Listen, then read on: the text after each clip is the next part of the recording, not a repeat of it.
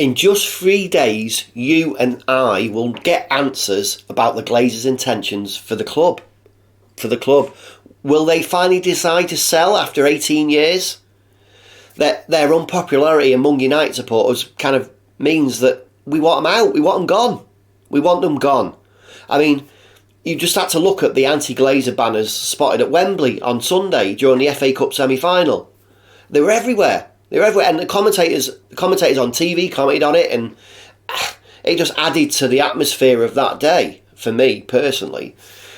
As of now, as you know, there's 2 bidders in the race to buy the club from the Glazers. Sheikh Jassim bin Hamad Al Thani. I got that right for once, I think. And Sir Jim Ratcliffe. Right now, neither has matched the Glazers' asking price. I think the bids that they've been putting are around 5 bill, just over.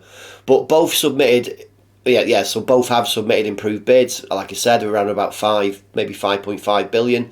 But the Glazers have been holding out for about 6.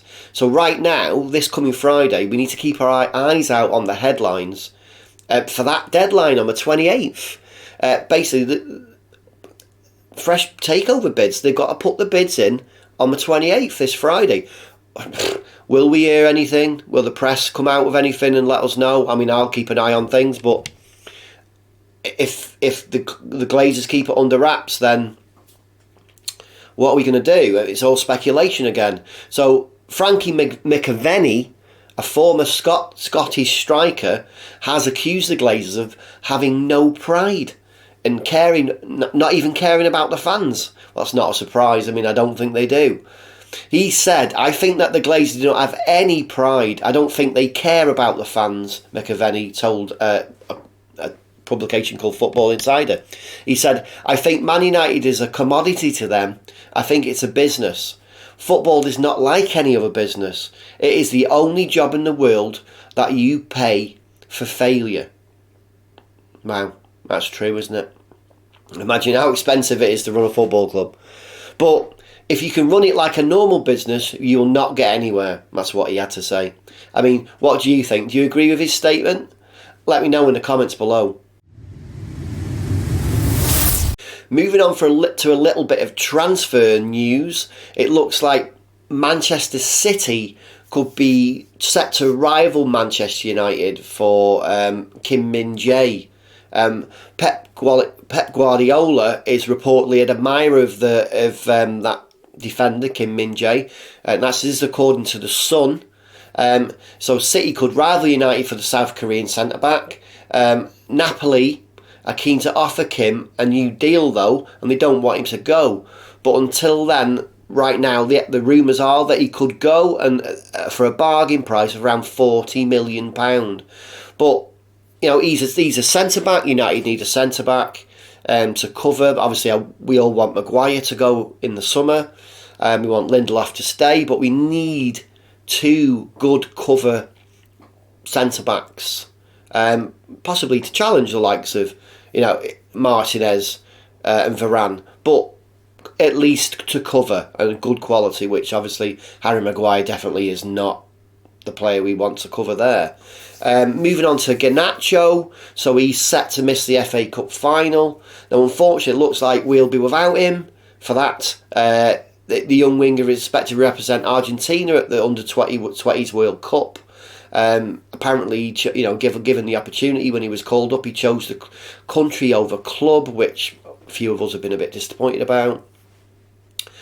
United managed to hold on to Garnacho during the winter, but now it seems like we're missing, him. He's one of our future stars during a crucial point of the season. I mean, what do you think about that? Do you think he should have put country above club, or the other way around? I mean, personally, I think if he takes pride in his club career, his bread and butter as such, so that thing that's going to keep him employed majority of his playing career, then he possibly should have put United first. But there was some talk about he missed a previous tournament due to injury, and that he swore that he would go to if he was called up to the next. So I mean, I suppose who can blame him for that, really? I mean, if you were a player and you got called up for England, it's assuming you're an England fan, would you play for your national side? I probably would. That depends on whether you've got your manager's blessing or not. I mean, that obviously must mean a lot. Must mean a lot. So, and finally, we're going to touch upon Bruno Fernandes.